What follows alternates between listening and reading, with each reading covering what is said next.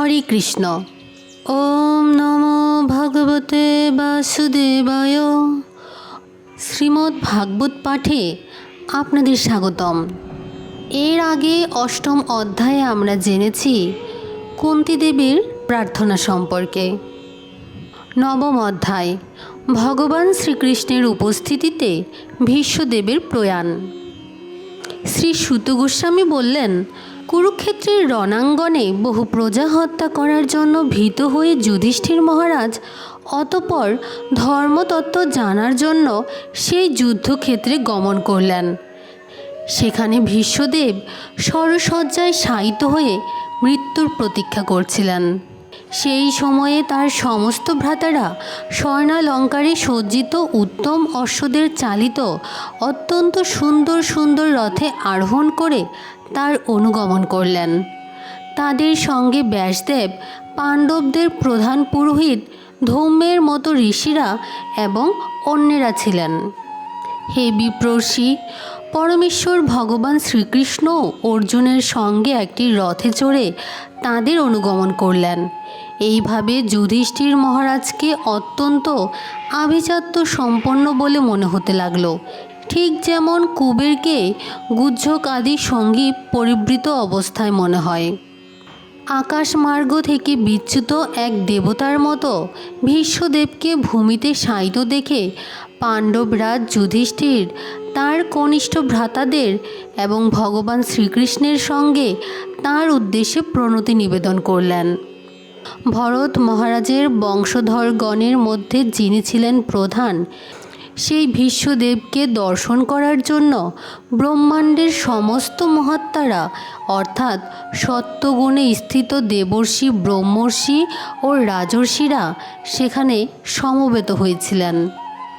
সেখানে পর্বতমুনি, নারদমুনি, ধৌম্য, ভগবদাবতার ব্যাসদেব, বৃহদস্য, ভরদ্বাজ পরশুরাম ও তার শিষ্যবর্গ, বশিষ্ঠ, ইন্দ্রপ্রমদ, ত্রিত, গৃতসমদ, অসিত, কক্ষিবান, গৌতম, অত্রি, কৌশিক এবং সুদর্শনের মতো মহান মুনি ঋষিরা উপস্থিত ছিলেন। হে ব্রাহ্মণগণ, এছাড়া সুখদেব আদি অমল পরমহংসগণ এবং কশ্যপ ও আঙ্গিরস প্রমুখ মুনিগণ তাদের নিজ নিজ শিষ্য পরিবৃত হয়ে সেখানে উপস্থিত ছিলেন। ধর্মতত্ত্ববেত্তা, দেশকাল পাত্র অনুসারে কার্য সম্পাদনে দক্ষ অষ্টবসুশ্রেষ্ঠ ভীষ্মদেব সেই সমস্ত মহাপ্রভাবশালী ঋষিদের সেখানে উপস্থিত দেখে যথাযথভাবে তাদের স্বাগত অভ্যর্থনা জানালেন। পরমেশ্বর শ্রীকৃষ্ণ প্রত্যেকেরই হৃদয়ে অধিষ্ঠিত রয়েছেন, তবুও তিনি তার অন্তরঙ্গা শক্তি বলে নিজ অপ্রাকৃত স্বরূপ প্রকাশিত করে থাকেন। সেই পরমেশ্বরই ভীষ্মদেবের সম্মুখে উপবিষ্ট ছিলেন এবং যেহেতু ভীষ্মদেব তার মহিমা সম্বন্ধে অবগত, তাই তিনি যথাযথভাবে শ্রীকৃষ্ণের পুজো করলেন। মহারাজ পাণ্ডুর পুত্রেরা তাদের মরণোন্মুখ পিতামহের প্রতি প্রীতিবশত অভিভূত হয়ে নিঃশব্দে কাছেই বসেছিলেন। তাই দেখে ভীষ্মদেব ভাবাবেগে তাদের অভিনন্দন জানালেন। তাদের প্রতি প্রীতি এবং স্নেহের বশে তিনি অভিভূত হয়েছিলেন বলে তার চোখে ভাবোচ্ছ্বাসের অশ্রু দেখা দিল। ভীষ্মদেব বললেন, হায়, সাক্ষাৎ ধর্মের পুত্র হওয়ার ফলে তোমরা কি ভীষণ দুঃখ কষ্ট এবং কি ভীষণ অন্যায় আচরণ ভোগ করেছ। সেই ভয়ঙ্কর অবস্থার মধ্যে তোমাদের জীবিত থাকার কথা নয়, তবুও ব্রাহ্মণ, ভগবান এবং ধর্মের দ্বারাই তোমরা সুরক্ষিত হয়েছিলে। মহারথী পাণ্ডুর মৃত্যুর পর আমার পুত্রবধূ কুন্তী বহু শিশু সন্তানাদি সহ বিধবা হন এবং সেই জন্য বহু দুঃখ কষ্ট তিনি ভোগ করেন। আর যখন তোমরা বড় হয়ে উঠলে তখনও তোমাদের কার্যকলাপের জন্য তাকে প্রভূত দুঃখ কষ্ট ভোগ করতে হয়েছে। আমার মতে এই সবই ঘটেছে অনিবার্য কালের প্রভাবে, যার দ্বারা প্রতিটি গ্রহের প্রতিটি জীব নিয়ন্ত্রিত হচ্ছে, ঠিক যেমন মেঘরাশি বায়ুর দ্বারা বাহিত হয়ে থাকে। অনিবার্য কালের প্রভাব কি অদ্ভুত! এই প্রভাব অপরিবর্তনীয়। তা না হলে ধর্মপুত্র রাজা যুধিষ্ঠির যেখানে, গদাধারী মহাযোদ্ধা ভীমসেন ও শক্তিশালী অস্ত্র গাণ্ডীবধারী মহাধনুর্ধর অর্জুন যেখানে, এবং সর্বোপরি পাণ্ডবদের সাক্ষাৎ সুহৃদ পরমেশ্বর ভগবান শ্রীকৃষ্ণ যেখানে, সেখানে প্রতিকূলতা হয় কি করে? হে রাজন, পরমেশ্বর শ্রীকৃষ্ণের পরিকল্পনা কেউই জানতে পারে না। এমনকি মহান দার্শনিকেরাও বিশদ অনুসন্ধিৎসা সহকারে নিয়োজিত থেকেও কেবলই বিভ্রান্ত হন। হে ভরতকুল তিলক যুধিষ্ঠির, আমি তাই মনে করি যে এই সবই পরমেশ্বর ভগবানের সংকল্পের অন্তর্গত। পরমেশ্বর ভগবানের অবিচিন্ত সংকল্পকে স্বীকার করে নিয়ে তোমাকে তা অবশ্যই মেনে চলতে হবে। তুমি এখন সর্বোচ্চ প্রশাসনিক পদে অধিষ্ঠিত হয়েছ হে নাথ। এখন যারা অনাথ হয়েছে সেই সব প্রজাদের যত্ন এবার তোমাকে নিতে হবে। এই শ্রীকৃষ্ণ সাক্ষাৎ অচিন্ত আদি পুরুষ। তিনি আদি নারায়ণ, পরম ভোক্তা। কিন্তু তিনি তার নিজের সৃষ্ট মায়াশক্তির প্রভাবে আমাদের মুগ্ধ করে বৃষ্ণিকুলেরই একজনের মতো হয়ে তাদের মাঝে বিচরণ করছেন।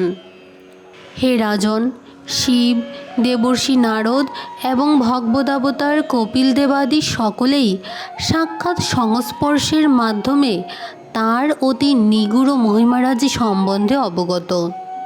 নিতান্তই মোহের বশে যাকে তোমরা তোমাদের মাতুল পুত্র, অতি ঘনিষ্ঠ বন্ধু, শুভাকাঙ্ক্ষী, মন্ত্রণাদাতা, দূত হিতকারী, সারথি ইত্যাদি বলে মনে করেছ, তিনিই হচ্ছেন সেই পরম পুরুষ ভগবান শ্রীকৃষ্ণ।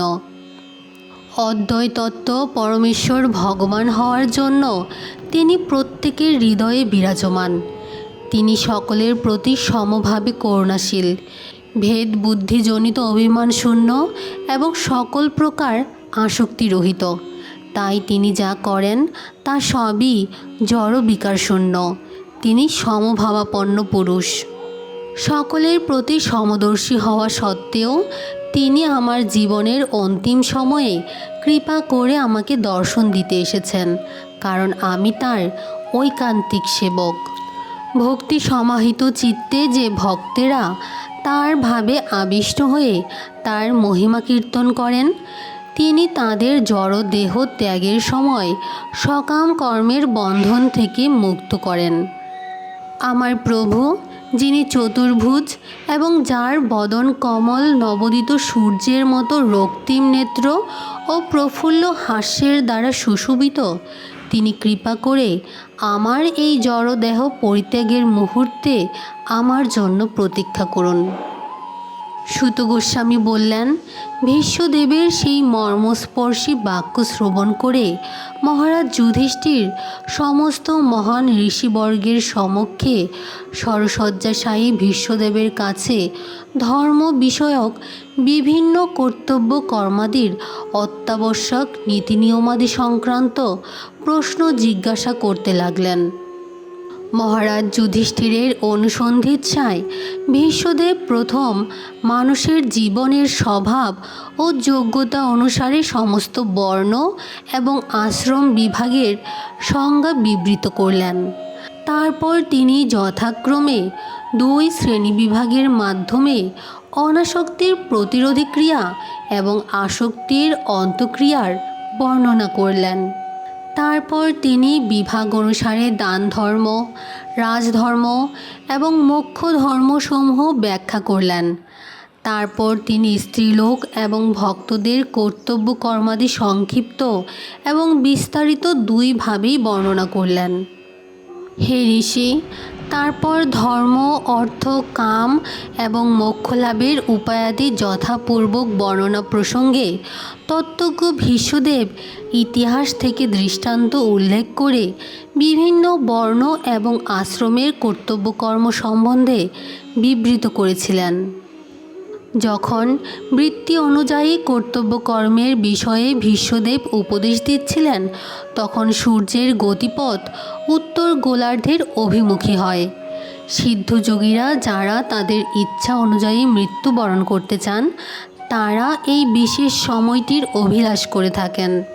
অবিলম্বে সেই ব্যক্তিটি, যিনি সহস্র অর্থ সমন্বয়ে বিভিন্ন বিষয়ে উপদেশ দিতেন, যিনি সহস্র সহস্র রণাঙ্গনে সংগ্রাম করেছিলেন এবং সহস্র সহস্র মানুষকে রক্ষা করেছিলেন, তিনি বাক্যরোধ করলেন এবং সমস্ত বন্ধন থেকে সম্পূর্ণভাবে মুক্ত হয়ে সমস্ত বিষয় থেকে তার মন প্রত্যাহার করে নিলেন।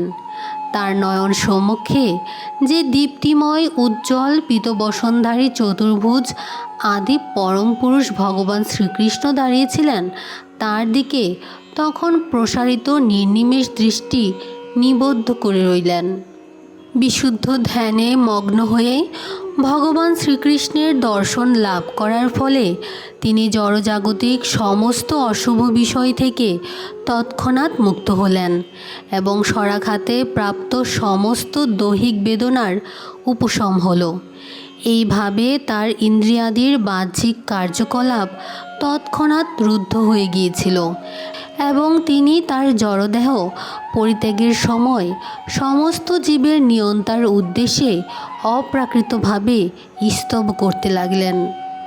ভীষ্মদেব বললেন, আমার চিন্তা, অনুভূতি এবং ইচ্ছা যা এতদিন বিভিন্ন বিষয় এবং বৃত্তিগত কর্তব্যে নিয়োজিত ছিল, তা এখন সর্বশক্তিমান ভগবান শ্রীকৃষ্ণে বিনিযুক্ত হোক। তিনি সর্বদা আত্মতৃপ্ত, কিন্তু কখনো কখনো ভক্ত কুলশ্রেষ্ঠ রূপে তিনি এই জড়জগতে অবতরণ করে অপ্রাকৃত আনন্দ উপভোগ করেন, যদিও এই জড়জগৎ তার থেকেই সৃষ্ট হয়েছে। ত্রিলোকের স্বর্গ, মর্ত্য এবং পাতালের মধ্যে সবচেয়ে সুন্দর তমালের মতো নীলাভ বর্ণযুক্ত, সূর্যকিরণের মতো নির্মল দীপ্তবসনে বিভূষিত এবং কুঞ্চিত কেশদামে আবৃত মুখপদ্ম সমন্বিত দিব্য শরীরধারী এই অর্জুন সখা শ্রীকৃষ্ণের প্রতি আমার কর্মফল বাসনারহিত চিত্তবৃত্তি আসক্তি লাভ করুক। যুদ্ধক্ষেত্রে যেখানে শ্রীকৃষ্ণ সখ্যবশত অর্জুনের রথের সারথি হয়েছিলেন, শ্রীকৃষ্ণের আলুলায়িত কেশরাশি অশ্বক্ষুরোত্থিত ধূলির ধারা ধূসর বর্ণ ধারণ করেছিল এবং পরিশ্রমের ফলে তার মুখমণ্ডল ঘর্মবিন্দুর দ্বারা সিক্ত হয়েছিল। তার এই সমস্ত শোভা আমার তীক্ষ্ণ শরাঘাতের ক্ষতচিহ্নাদি দ্বারা প্রকটিত হয়ে তার উপভোগ্য হয়েছিল। সেই শ্রীকৃষ্ণের প্রতি আমার চিত্ত ধাবিত হোক। অর্জুনের আদেশ পালনার্থে তার সখা ভগবান শ্রীকৃষ্ণ কুরুক্ষেত্রের রণাঙ্গনে অর্জুন এবং দুর্যোধনের দ্বারা সৈন্যদের মাঝখানে তার রথটি নিয়ে গিয়েছিলেন এবং তখন সেখানে তার কৃপা কটাক্ষের দ্বারাই বিপক্ষ দলের আয়ু হরণ করে নিলেন। শত্রুর দিকে শুধুমাত্র তার দৃষ্টিপাতের ফলেই তা সাধিত হলো। আমার চিত্ত সেই শ্রীকৃষ্ণে নিবদ্ধ হোক। দূরস্থিত বৃহৎ সেনাবাহিনীর মুখগুলি এবং সেই সেনাবাহিনীর অগ্রভাগস্থিত স্বজন বীরপুরুষদের দর্শন করে আপাত অজ্ঞানের ফলে কলুষ বুদ্ধির প্রভাবে অর্জুন যখন মনে করেছিলেন যে আত্মীয় স্বজনের বিনাশের ফলে তার পাপ হবে, তখন অপ্রাকৃত জ্ঞান দান করে তিনি সেই অজ্ঞানতা দূর করেছিলেন। সেই শ্রীকৃষ্ণের শ্রীপাদপদ্ম আমার আসক্তির বিষয় হোক।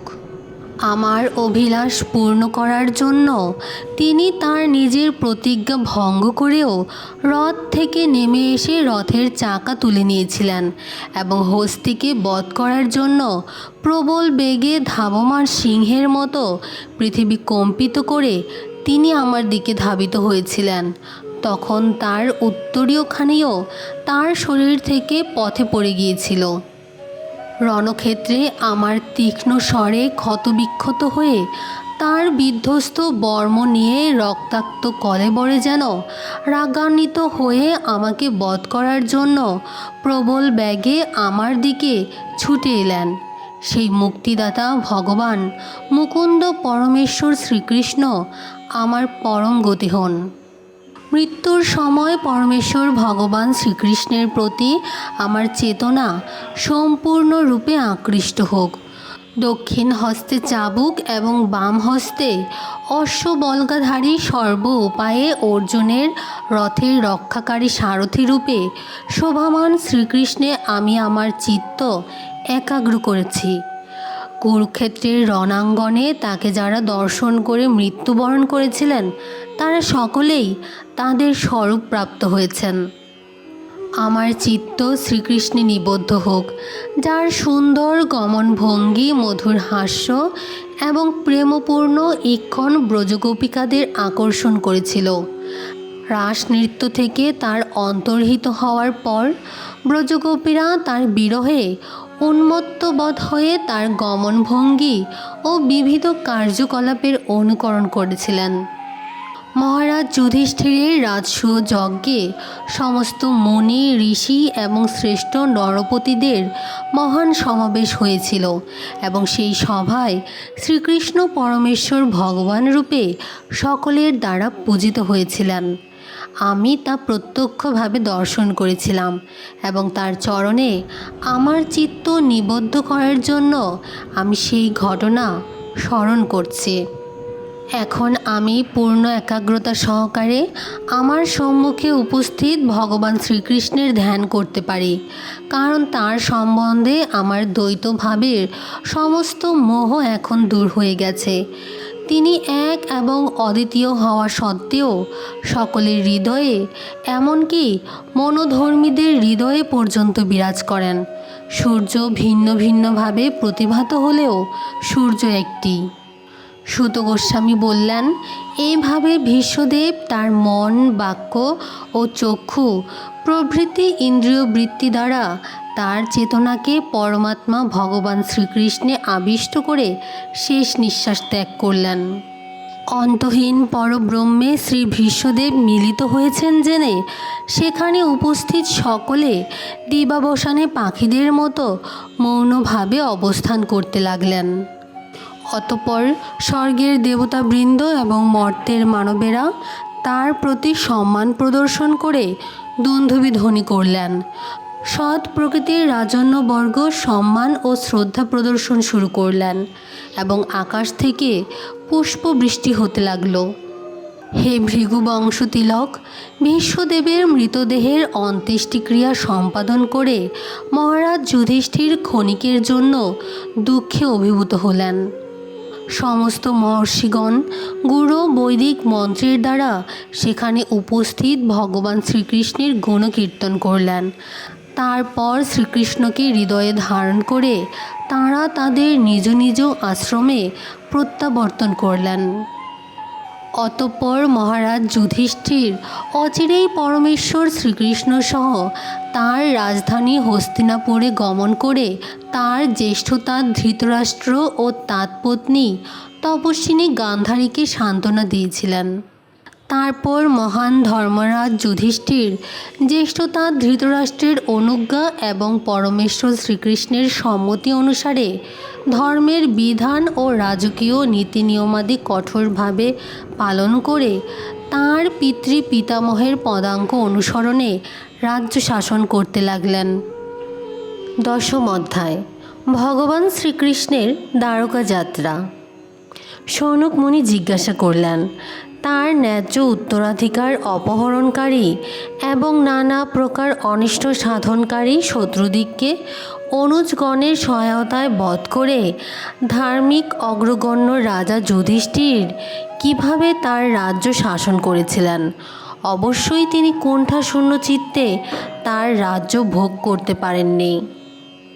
সুত গোস্বামী বললেন, পরমেশ্বর ভগবান শ্রীকৃষ্ণ, যিনি সমস্ত জগতের পালনকর্তা, ক্রোধাগ্নি রূপ দাবানলে নিঃশেষিত কুরু বংশকে পুনঃস্থাপিত করে এবং যুধিষ্ঠিরকে তার রাজ্যে স্থাপন করে প্রসন্নচিত্ত হয়েছিলেন। ভীষ্মদেব এবং ভগবান শ্রীকৃষ্ণের উপদেশ গ্রহণ করে মহারাজ যুধিষ্ঠির মোহমুক্ত হয়ে পূর্ণ জ্ঞান লাভ করেছিলেন এবং শ্রীকৃষ্ণের আশ্রয়ে তার অনুগামী অনুজগণ সহ ইন্দ্রের মতো শশাগড়া পৃথিবী পালন করেছিলেন। মহারাজ যুধিষ্ঠিরের রাজত্বকালে মেঘরাজি মানুষের প্রয়োজন মতো যথেষ্ট বাড়ি বর্ষণ করত এবং পৃথিবী মানুষের সমস্ত প্রয়োজনই পর্যাপ্তভাবে পূর্ণ করত। দুগ্ধবতী প্রফুল্লমনা গাভীদের স্ফীত স্তন থেকে ক্ষরিত দুগ্ধে গোচারণ ভূমি সিক্ত হতো। নদী, সাগর, বৃক্ষ ও লতা সমন্বিত পর্বতসমূহ শস্য ওষুধি যুধিষ্ঠির মহারাজের রাজ্যে প্রতি ঋতুতে প্রচুর পরিমাণে ফল প্রদান করত। অজাতশত্রু যুধিষ্ঠিরের রাজত্বকালে কখনো কোনো প্রাণীদের আধ্যাত্মিক, আধি ভৌতিক এবং আধি দৈবিক ক্লেশ, কোনো রকম মনোকষ্ট, রোগ যন্ত্রণা এবং শীতোষ্ণাদিজনিত কষ্ট ছিল না। পাণ্ডবদের শোক অপনোদনের জন্য এবং ভগিনী সুভদ্রার প্রীতিকামনায় শ্রীহরি পরমেশ্বর ভগবান শ্রীকৃষ্ণ কয়েক মাস হস্তিনাপুরে অবস্থান করেছিলেন। পরে পরমেশ্বর ভগবান যাত্রার অনুমতি চাইলেন এবং মহারাজ অনুমতি দিলেন। তারপর পরমেশ্বর ভগবান সকলেরও আলিঙ্গনাবদ্ধ হয়ে এবং তাদের অভিবাদন গ্রহণ করে তার রথে আরোহণ করলেন। তখন সুভদ্রা, দ্রৌপদী, কুন্তী, উত্তরা, গান্ধারী, ধৃতরাষ্ট্র, যুধিষ্ঠির, কৃপাচার্য, নকুল, সহদেব, ভীমসেন, ধম্ম এবং সত্যবতী সকলেই সারগন্ধর পরমেশ্বর শ্রীকৃষ্ণের বিরহ সহ্য করতে না পেরে শোকে মুহ্যমান হয়ে পড়েন। সাধুসঙ্গ প্রভাবে বুদ্ধিমান ব্যক্তিরা একবার মাত্র ভগবানের মহিমা শ্রবণ করে থাকলেও পরমেশ্বর ভগবানকে উপলব্ধি করার ফলে বিষয়ীর অসৎসঙ্গ ত্যাগ করে ভগবানের মহিমা শ্রবণ করা থেকে মুহূর্তের জন্য নিরস্ত হতে পারেন না। তাহলে পাণ্ডবেরা, যারা ঘনিষ্ঠভাবে সর্বদা ভগবানের দর্শন, স্পর্শন, আলাপ, শয়ন, অবস্থান ও একত্রে আহার করেছিলেন, কি করে তাদের পক্ষে এই বিরহ সহ্য করা সম্ভব? তাদের সকলের হৃদয় স্নেহপাশে আবদ্ধ হয়ে বিগলিত হচ্ছিল। তারা অপলক নেত্রে শ্রীকৃষ্ণকে দর্শন করছিলেন এবং হতবুদ্ধি হয়ে ইতস্তত ঘুরে বেড়াচ্ছিলেন। দেবকীনন্দন ভগবান শ্রীকৃষ্ণ প্রাসাদ থেকে যখন বেরিয়ে এলেন, তখন অতিশয় উৎকণ্ঠা হেতু আত্মীয় রমণীগণের নয়ন অশ্রুপ্লাবিত হয়েছিল। কিন্তু যাত্রার সময় শ্রীকৃষ্ণের যাতে কোনো রকম অমঙ্গল না হয়, সেই জন্য তাহারা বহু কষ্টে তাদের বিগলিত অশ্রু সংবরণ করেছিলেন। শ্রীকৃষ্ণ যখন হস্তিনাপুর থেকে বিদায় নিচ্ছিলেন, তখন তাকে সম্মান প্রদর্শন করার জন্য বিভিন্ন ধরনের ঢাক, ঢোল, মৃদঙ্গ, নাগরা, ধুন্দুরি, আনক, ধুন্দুবি এবং নানা রকমের বাঁশি, বীণা, গোমুখ ও ভেরি আদি সমস্ত বাদ্যযন্ত্র একসাথে বাজতে লাগলো। ভগবান শ্রীকৃষ্ণকে দর্শন করার বাসনায় কুলরাজ বংশীয় ললনাগণ প্রাসাদ শীর্ষে আরোহণ করে অনুরাগ ও লজ্জা ভরে স্মিত হাস্যযুক্ত নয়নে তাকে দর্শন করতে করতে তার উপর পুষ্প বর্ষণ করতে লাগলেন। সেই সময়ে পরমেশ্বর ভগবানের অন্তরঙ্গ সখা, মহাযোদ্ধা এবং জিতেন্দ্রীয় অর্জুন প্রিয়তম পরমেশ্বর ভগবান শ্রীকৃষ্ণের মস্তকে মুক্তমালা মণ্ডিত ও রত্ন নির্মিত দণ্ডযুক্ত শ্বেতছত্র ধারণ করলেন। উদ্ধব ও সাত্ত্বকী অতি চমকপ্রদ চামর দ্বারা পরমেশ্বর ভগবানকে ব্যজন করতে লাগলেন এবং মধুপতি রূপে পরমেশ্বর ভগবান কুসুমাকীর্ণ আসনে উপবিষ্ট হয়ে পথ চলতে চলতে তাদের নির্দেশ দিতে লাগলেন। ব্রাহ্মণগণ কর্তৃক উচ্চারিত আশীর্বাদ ধ্বনি সর্বত্র শোনা যেতে লাগল। ত্রিগুণাতীত পরমানন্দ স্বরূপ শ্রীকৃষ্ণের প্রতি এই প্রকার আশীর্বাদ যদিও অনুপযুক্ত, কিন্তু নররূপে লীলা অভিনয়কারী ভগবানের প্রতি ব্রাহ্মণদের এই আশীর্বাদ উপযুক্তই হয়েছিল। উত্তম শ্লোকের দ্বারা বন্দিত ভগবানের অপ্রাকৃত গুণাবলীর চিন্তায় মগ্ন হয়ে কুরুকুল রমণীরা পরমেশ্বর ভগবান শ্রীকৃষ্ণের কথা আলোচনা করতে লাগলেন। তাদের এই আলোচনা বৈদিক মন্ত্রের চেয়েও অধিক আকর্ষণীয় হয়েছিল। তারা বলেছিলেন, ইনি সেই আদি পুরুষোত্তম ভগবান, যার কথা আমরা স্মরণ করে থাকি। প্রকৃতির গুণসমূহ সৃষ্টি হওয়ার পূর্বে তিনি কেবলমাত্র বিরাজমান ছিলেন, এবং যেহেতু তিনিই পরমেশ্বর ভগবান, তাই কেবলমাত্র তারই মধ্যে নিশাকালে নিদ্রা যাওয়ার মতো সমস্ত জীব শক্তিরহিত হয়ে লীন হয়ে যায়।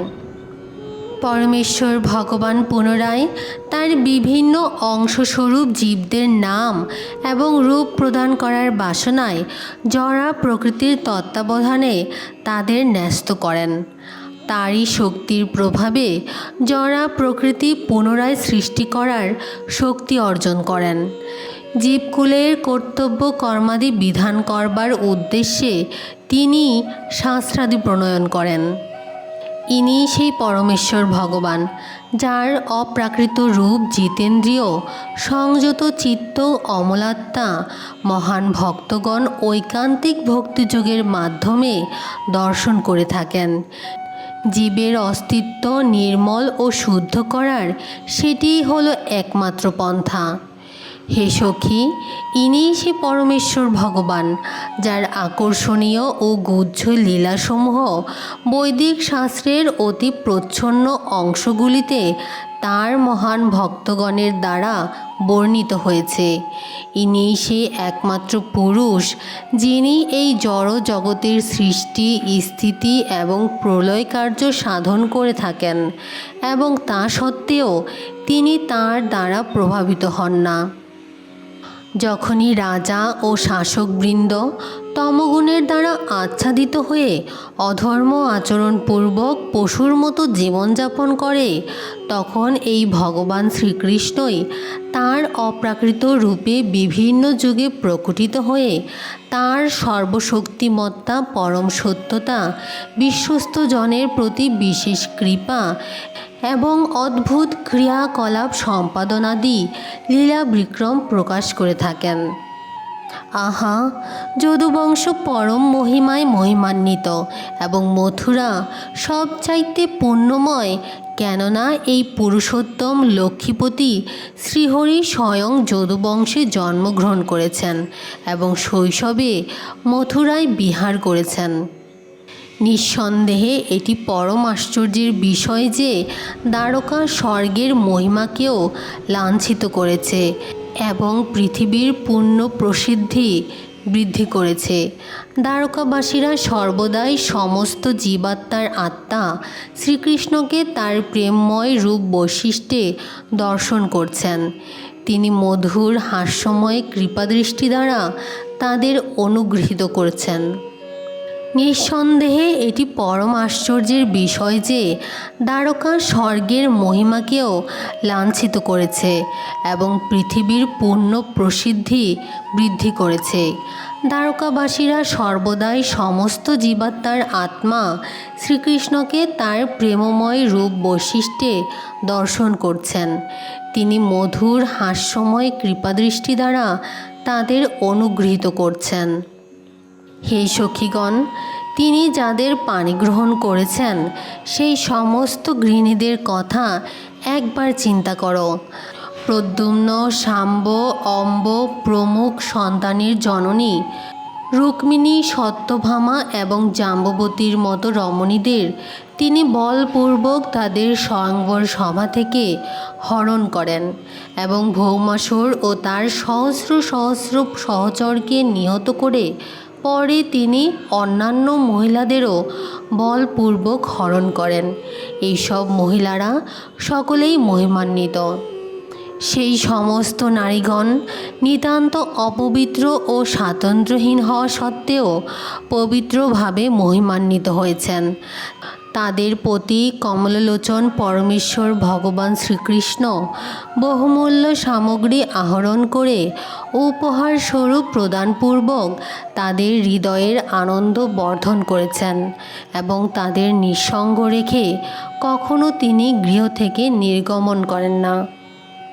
রাজধানী হস্তিনাপুরের পুরনারীগণ যখন এইভাবে বাক্যালাপ করছিলেন এবং তাকে অভিনন্দন জানাচ্ছিলেন, তখন পরমেশ্বর ভগবান শ্রীহরি স্মিত হাস্যে তাদের শুভ অভিনন্দন গ্রহণ করলেন এবং তাদের উপরে কৃপা দৃষ্টি নিক্ষেপপূর্বক নগর পরিত্যাগ করে চলে গেলেন। মহারাজ যুধিষ্ঠির অজাতশত্রু হলেও অন্যান্য শত্রুদের হাতে মধু আদি অসুরদের শত্রু ভগবান শ্রীকৃষ্ণের কোনো অনিষ্টের আশঙ্কায় তার প্রতিরক্ষার জন্য এবং স্নেহবশেও তার সাথে হস্তি, অশ্ব, রথ এবং পদাতিক সৈন্য সমন্বিত এক বিরাট চতুরঙ্গ বাহিনী প্রেরণ করেছিলেন। শ্রীকৃষ্ণের প্রতি গভীর স্নেহের বশে বিচ্ছেদ ব্যাকুল কুরুবংশীয় পাণ্ডবেরা বহুদূর পর্যন্ত শ্রীকৃষ্ণের সহগমন করেছিলেন। তখন তাদের ফিরে যেতে রাজি করিয়ে পরমেশ্বর ভগবান শ্রীকৃষ্ণ তাঁর অন্তরঙ্গ অনুগামীদের সঙ্গে স্বীয় দ্বারকাপুরীতে গমন করলেন। হে ভৃগুনন্দন শৌনক, তারপর ভগবান শ্রীকৃষ্ণ যমুনা তটবর্তী কুরুজাঙ্গল, পাঞ্চাল, সুরসেনা, ব্রহ্মাবর্ত, কুরুক্ষেত্র, মৎসা, সারস্বতা প্রদেশ এবং বাড়িহীন ও অল্প জল বিশিষ্ট মরুপ্রদেশসমূহ ধীরে ধীরে অতিক্রম করে ঈষৎ পরিশ্রান্ত অবস্থায় অশ্ববাহিত হয়ে সৌভীর ও আভীর দেশের পশ্চিমবর্তী প্রদেশ দ্বারকায় অবশেষে উপস্থিত হলেন। এই সমস্ত প্রদেশগুলির মধ্য দিয়ে পরিভ্রমণকালে সেখানকার স্থানীয় অধিবাসীরা পরমেশ্বর ভগবান শ্রীহরিকে অভ্যর্থনা জানিয়েছিল, আরাধনা করেছিল এবং বিভিন্ন উপহার সামগ্রী নিবেদন করেছিল। সন্ধ্যাবেলায় সকল স্থানেই পরমেশ্বর ভগবান সান্ধ্যকালীন ধর্মীয় কৃত্যসমূহ আচরণের জন্য তার ভ্রমণ স্থগিত রাখতেন। পশ্চিম দিগন্তে সমুদ্র বক্ষে সূর্য অস্তমিত হলে নিয়মিতভাবেই তিনি এই বিধি পালন করতেন।